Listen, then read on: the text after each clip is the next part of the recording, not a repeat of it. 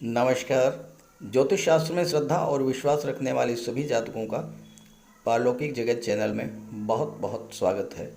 ग्रहों के राजाधिराज भगवान भुवन भास्कर सूर्यदेव 17 अक्टूबर प्रातः 4:47 पर राशि परिवर्तन करेंगे और अपने परम मित्र बुध की राशि कन्या राशि को छोड़कर अपनी नीच की राशि तुला राशि में गोचर करेंगे और 16 नवंबर प्रातः तक तुला राशि में ही गोचर करेंगे।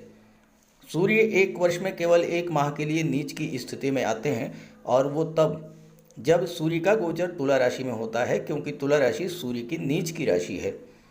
सूर्य का ये राशि परिवर्तन आप सभी के लिए विशेष सावधानी बरतने का संकेत लेकर आ रहा है, क्योंकि सूर्यदेव न केवल नीच के हो रहे हैं वरन राहु और शनि दोनों की दृष्टि सूर्य पर पड़ रही है। दो प्रबल शत्रुओं की दृष्टि पड़ने से सूर्य अत्यधिक पीड़ित होंगे और जब ग्रहों के राजा ही पीड़ित हों तो आप समझ सकते हैं कि प्राणी मात्र को पीड़ा होगी। और साथ ही साथ सूर्य के साथ केतु की युति भी बन रही है। हालांकि 18 अक्टूबर को शत्रु के शुक्र के तुला राशि में गोचर के साथ ही सूर्य का नीचभंग होगा और नीचभंग राजयोग बनेगा, क्योंकि शुक्र स्वराशि में गोचर करने जा रहे हैं। लेकिन नीच भंग राजयोग एक ऐसा राजयोग है जो शुरू में संघर्ष देता है, बाद में अत्यंत शुभ और श्रेष्ठ फल देता है। तो सूर्य के नीचभंग राजयोग का प्रभाव तो आपको 25 अक्टूबर को लगने वाले सूर्य ग्रहण के पश्चात ही देखने को मिलेगा। तो क्या होगा सूर्य के नीच राशि में गोचर करने का मेष राशि के जातकों पर प्रभाव, और हम क्या कर सकते हैं अपने आप को सुरक्षित रखने के लिए, इसी का विश्लेषण करेंगे इस वीडियो में। ये विश्लेषण आपकी चंद्र राशि के आधार पर किया जा रहा है और वीडियो के अंत में हम आपको सूर्यदेव के उपाय भी बताएंगे। तो चलिए वीडियो शुरू करते हैं। वीडियो के शुरू में ही मैं आपको एक सरल सा उपाय बता देता हूँ, जिसे आप 17 अक्टूबर से 16 नवंबर तक नियमित रूप से कीजिए। प्रातः सूर्योदय से 1 घंटे के भीतर सूर्य देव को अर्घ्य दीजिए। तांबे के लोटे में जल, लाल पुष्प, रोली, अक्षत, लाल चंदन और थोड़ा सा गंगा जल लेकर सूर्यदेव को अर्घ्य दीजिए। अर्घ्य 3 बार में दीजिए और ध्यान रखें कि जल आपके पैरों पर ना पड़े। इसके लिए कोई आप टब रख लीजिए या कोई गमला रख लीजिए और जल गमले में ही गिरे। इसके पश्चात उसी लोटे में जल भर करके अपने पास रख लीजिए।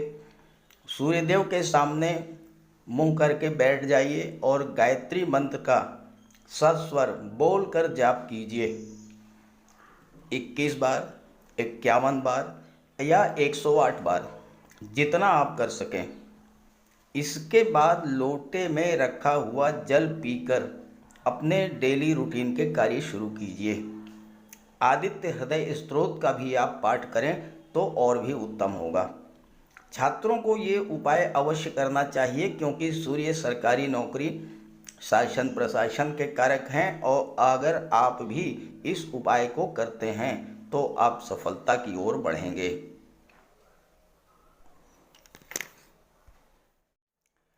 तो ये मेष राशि के जातकों की कुंडली आपके सामने है। मेष राशि सूर्य देव की उच्च की राशि है और अपनी उच्च की राशि में सूर्यदेव अच्छा ही फल देंगे। भले ही सूर्य तुला राशि में गोचर करते हुए नीच के हो रहे हैं, लेकिन 17 अक्टूबर को जैसे ही सूर्य सप्तम भाव में गोचर करेंगे, 18 अक्टूबर को शुक्र भी आ जाएंगे और शुक्र के प्रभाव से सूर्य का नीचभंग होगा, नीचभंग राजयोग बन जाएगा। 26 अक्टूबर को बुध भी आ जाएंगे और केतु यहाँ पर पहले से ही गोचर कर रहे हैं और इस तरह से आपकी कुंडली के सप्तम भाव में चतुर्ग्रही योग बनेगा। 4 ग्रह एक साथ आपके कुंडली में और वो भी केंद्र के भाव में, तो बहुत अच्छा रिजल्ट आपको मिलेगा इसका। अब आप एक चीज़ समझिए कि अगर आपके जीवन में सूर्य, शुक्र, बुध, केतु या शनि किसी की भी महादशा या अंतर्दशा चल रही हो तो ये योग आपके लिए अत्यंत श्रेष्ठ फलदायी होगा, क्योंकि शुक्र और बुध का लक्ष्मी नारायण योग बन रहा है। सूर्य और बुध का बुधादित्य राजयोग बन रहा है। सूर्य का नीचभंग राजयोग बन रहा है और केतु भी शुक्र की राशि में केंद्र के भाव में गोचर कर रहे हैं। इस समय 6 ग्रह आपकी कुंडली में केंद्र के भाव में गोचर कर रहे हैं, राहु, शनि, सूर्य, शुक्र, बुध और केतु। और अगर केंद्र के भाव में एक भी ग्रह गोचर करता है तो बहुत अच्छा रिजल्ट मिलता है। यहाँ तो 6 ग्रह आपकी कुंडली में गोचर कर रहे हैं केंद्र के भाव में, तो समय आपके लिए बहुत अच्छा है। लेकिन आगे बढ़ने से पहले मैं आपको ये बता दूं कि पिछले महीने 17 सितंबर से 17 अक्टूबर के बीच में आपके ऊपर क्या क्या परेशानियां आई होंगी, क्या क्या कष्ट आपने झेला होगा और क्यों झेला होगा, ये भी मैं आपको समझाता हूँ। देखिए, मंगल आपकी राशि के स्वामी हैं, लेकिन अगर राशि का स्वामी ही पीड़ित हो जाए तो सीधी सी बात है कि जातक को पीड़ा होगी। मंगल का गोचर कुंडली के द्वितीय भाव में था। 16 अक्टूबर तक द्वितीय भाव में ही रहेगा। 16 अक्टूबर को मंगल राशि परिवर्तन करके पराक्रम भाव में आएंगे। सेकंड हाउस क्या होता है? वाणी का होता है। सेकंड हाउस परिवार का होता है, धन के संचय का होता है। राहु आपके लग्न भाव में गोचर कर रहे हैं और मंगल की राशि में गोचर कर रहे हैं, तो आपके व्यक्तित्व को, आपके स्वभाव को प्रभावित किया होगा राहु और मंगल दोनों ने। देखिए, राहु और मंगल जब एक साथ होते हैं तो अंगारक योग बनता है। अंगारक योग के प्रभाव से व्यक्ति के अंदर अत्यधिक क्रोध और उग्रता की भावना आती है। अब यहाँ पर अंगारक योग तो नहीं बन रहा है, लेकिन राहु का गोचर मंगल के भाव राशि में है और मंगल वाणी के भाव में गोचर कर रहे हैं, तो आपके वाणी में अत्यधिक क्रोध और उग्रता रही होगी और मंगल ने उस क्रोध को और बढ़ाने का कार्य किया होगा, जिससे कि आपके कार्य प्रभावित हुए होंगे। परिवार में बिखराव की स्थिति बनी होगी और साथ ही साथ धन का संचय भी प्रभावित हुआ होगा, क्योंकि शनि इस समय वक्री अवस्था में गोचर कर रहे हैं और 23 अक्टूबर के बाद मार्गी होंगे और शनि लाभ के भाव के स्वामी हैं, तो आपका लाभ भी प्रभावित हुआ होगा।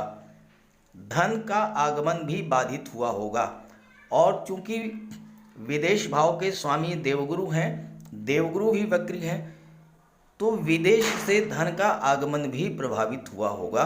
विदेश संबंधी कार्यों में भी आपके सामने बाधाएं आई होंगी।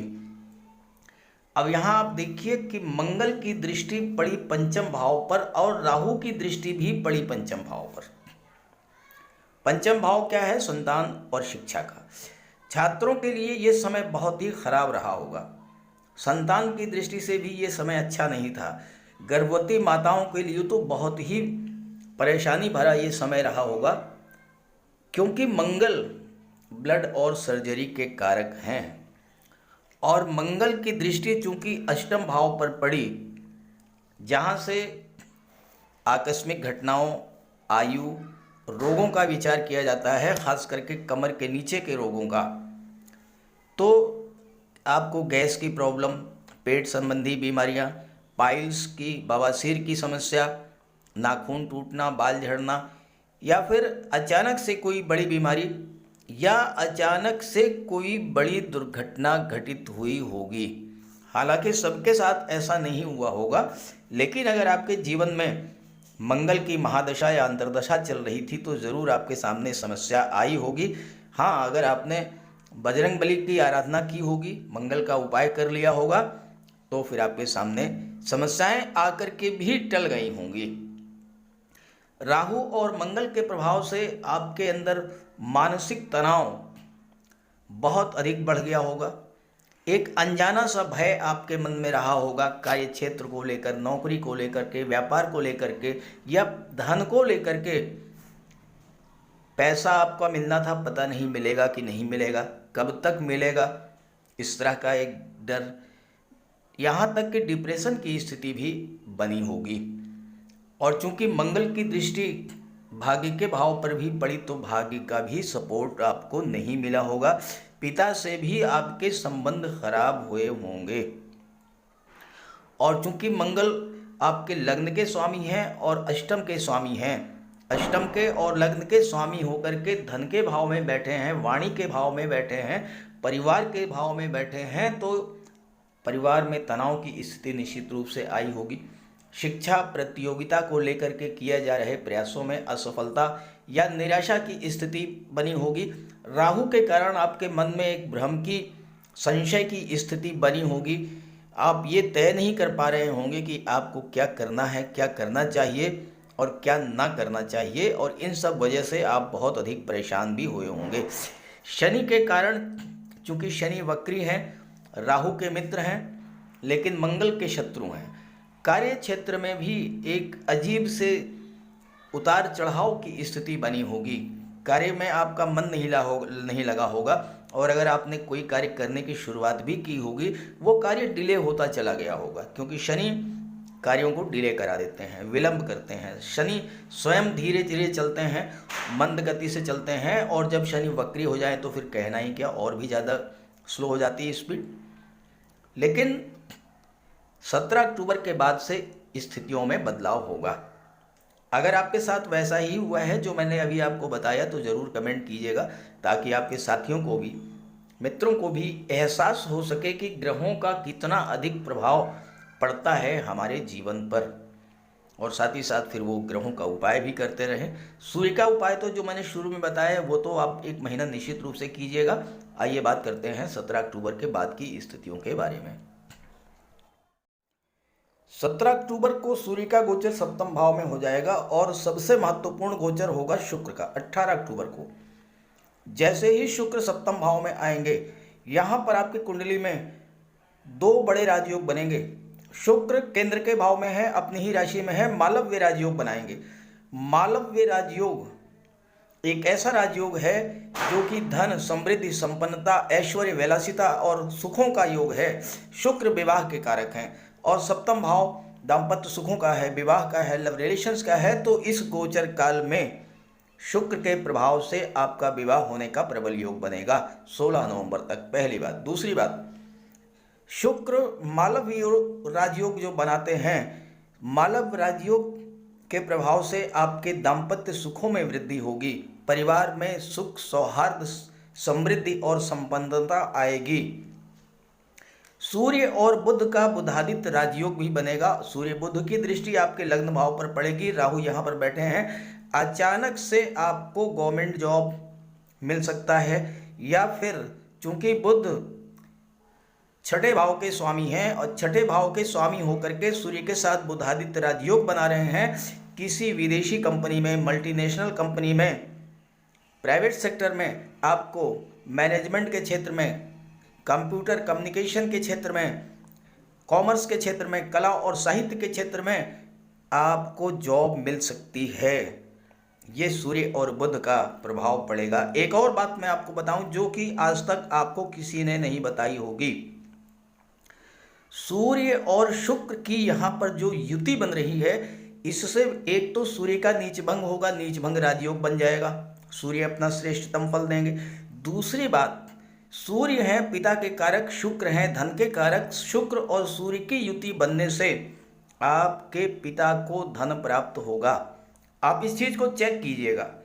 सूर्य और शुक्र की ये जो युति है, ये 24 सितंबर से बन रही है। 24 सितंबर को शुक्र छठे भाव में थे, सूर्य भी छठे भाव में थे। शुक्र और सूर्य की यहाँ पर भी युति बनी, और इसके बाद 18 अक्टूबर से फिर यहाँ पर 13 नवंबर तक ये युति बनी रहेगी। तो आपके पिता को धन की प्राप्ति हुई होगी या होगी।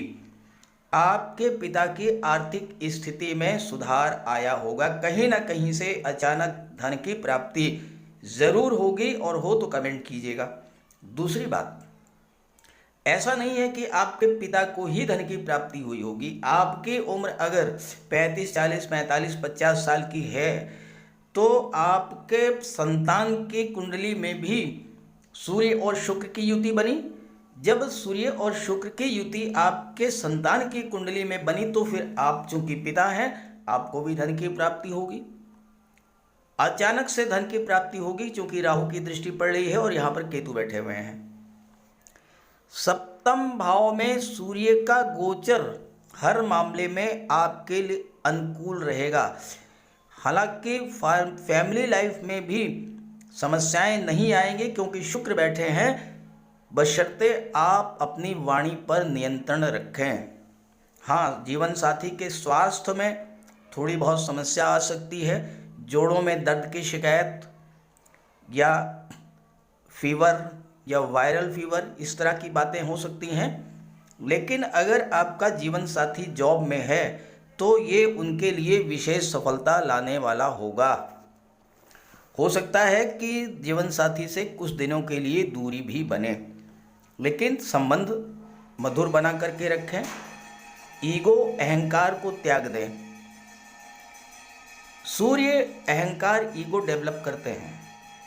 मैं ही सब कुछ हूँ, मैं जो सोचता हूँ, जो करता हूँ वही सही है। अगर आप इस भावना को छोड़कर जीवन साथी को भी सम्मान देंगे, उनकी बात सुनेंगे, उनकी बात को गंभीरता से लेंगे तो पारिवारिक जीवन में कोई समस्या नहीं आएगी। यही बात लव रिलेशंस और बिजनेस में भी आती है। ऐसे में इस गोचर में धन से ज़्यादा संबंधों को महत्व देना है आपको। ये एक महीना संबंधों को बचाए कर रखने के लिए है। हालांकि देवगुरु 12वें भाव में है, धर्म अध्यात्म के कारक हैं, तो आपकी रुचि धर्म अध्यात्म में बढ़ेगी।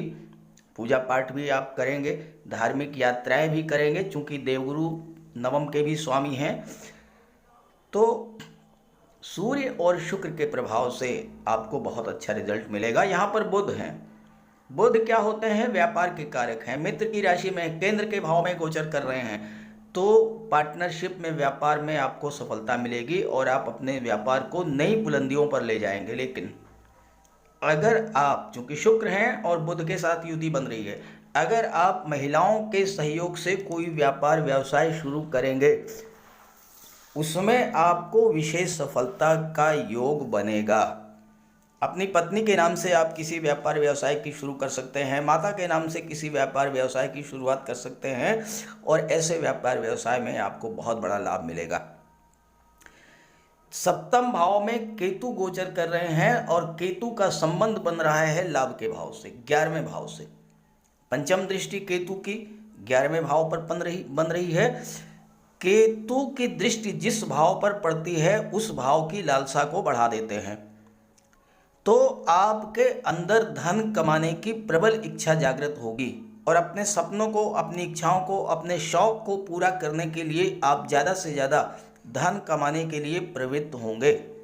इतना अधिक आप धन कमाने में व्यस्त होंगे कि हो सकता है कि आप अपने वैवाहिक जीवन पर उतना फोकस नहीं कर पाते, जिसके कारण थोड़ा बहुत तनाव तो होगा। लेकिन जब आप बहुत अधिक मात्रा में धन अर्जित करेंगे तो बाद में जीवन साथी भी इस बात को समझेगा और तनाव दूर हो जाएगा। चूंकि केतु का गोचर शुक्र की राशि में है और शुक्र के साथ केतु की युति बन रही है, ऐसे जातक अपने जीवन साथी को बहुत अधिक प्यार भी करते हैं, फैसिनेट लवर होते हैं। सप्तम भाव में केतु आपकी इंट्यूशन पावर को बढ़ा देते हैं। जीवन में आने वाले अपॉर्चुनिटीज़ को, अच्छे अवसरों को पहचानने की आपके अंदर क्षमता बढ़ेगी, आप उसका लाभ उठाएंगे। अगर आपका जीवन साथी किसी परेशानी में है तो आप तुरंत समझ जाएंगे और उसको प्रॉब्लम को दूर करने का प्रयास करेंगे, क्योंकि केतु के प्रभाव से और राहु की दृष्टि पड़ने से आपको अपने पार्टनर के साथ बहुत गहरा लगाव होगा। अगर किसी महिला की कुंडली में सप्तम भाव में केतु का गोचर हो और उनके पति विदेश में हैं, तो अगर उन्हें कोई परेशानी होती है तो तुरंत उसका एहसास हो जाएगा। इतनी क्षमता केतु को प्रदान की गई है। तो इस तरह से सूर्य का गोचर, जैसा मैंने शुरू में बताया कि 25 अक्टूबर के बाद आपको बहुत अच्छा फल देने जा रहा है। इसका पूरा लाभ उठाएं। और चूंकि देवगुरु स्वराशि में है, भाग्य भाव के स्वामी हैं, भाग्य का भी फुल सपोर्ट मिलेगा और सूर्य पंचम के स्वामी होकर के सप्तम में गोचर कर रहे हैं, नीच भंग राजयोग बना रहे हैं। तो ये समय छात्रों के लिए भी बहुत अच्छा रहेगा। और चूंकि मंगल पराक्रम भाव में गोचर करने जा रहे हैं 16 अक्टूबर को, तो पंचम भाव से मंगल की दृष्टि हट जाएगी। तो संतान के साथ जो समस्या आ रही थी, शिक्षा प्रतियोगिता के मार्ग में जो दिक्कतें आ रही थी, वो भी 16 अक्टूबर के बाद समाप्त होने जा रही हैं। तो इस गोचर का लाभ उठाएं और सूर्य देव का उपाय, विशेष उपाय जरूर करें। हालांकि जो शुरू में मैंने बताया है वो तो आपको नियमित रूप से करना ही है, लेकिन अगर आपके जीवन में सूर्य की महादशा या अंतर्दशा चल रही हो तो विशेष उपाय करें। साथ ही शुक्र बुध केतु गुरु की भी अगर मंगल महादशा चल रही हो, शनि की महादशा चल रही हो, और उसका उपाय आप अवश्य करें ताकि आपको इसका पूरा लाभ मिल सके। चलिए बात करते हैं सूर्य के उपायों पर। अगर अभी तक आपने सूर्य देव का उपाय नहीं किया है तो अवश्य कीजिए। सूर्य देव की आराधना करें। खास करके छात्रों को या जो कॉम्पिटिटिव एग्ज़ाम्स की तैयारी कर रहे हैं, उन्हें तो सूर्य के उपाय अवश्य करने चाहिए। सूर्य आत्मा के कारक हैं। इस पृथ्वी पर सूर्य के कारण ही जीवन है और सूर्य की ही ऊर्जा, प्रकाश और ऊष्मा से हम कार्य करने में सक्षम होते हैं। सूर्यदेव की आराधना करेंगे, आत्मा को बल मिलेगा, आत्मविश्वास में वृद्धि होगी, कार्य करने की ऊर्जा प्राप्त होगी, जीवन में रोशनी आएगी, भाग्य चमक जाएगा और फिर आप सफलता की सीढ़ियां चढ़ते चले जाएंगे। तो प्रातःकाल स्नान करते समय जल में लाल पुष्प या केसर डाल करके स्नान कीजिए। इसके बाद सूर्योदय से 1 घंटे के भीतर सूर्य देव को अर्घ्य दीजिए। तांबे के लोटे में जल, अक्षत, लाल पुष्प, रोली, लाल चंदन ये डाल करके सूर्य देव को अर्घ्य दीजिए। ध्यान रखें कि सूर्य देव को अर्घ्य 3 बार में देना है।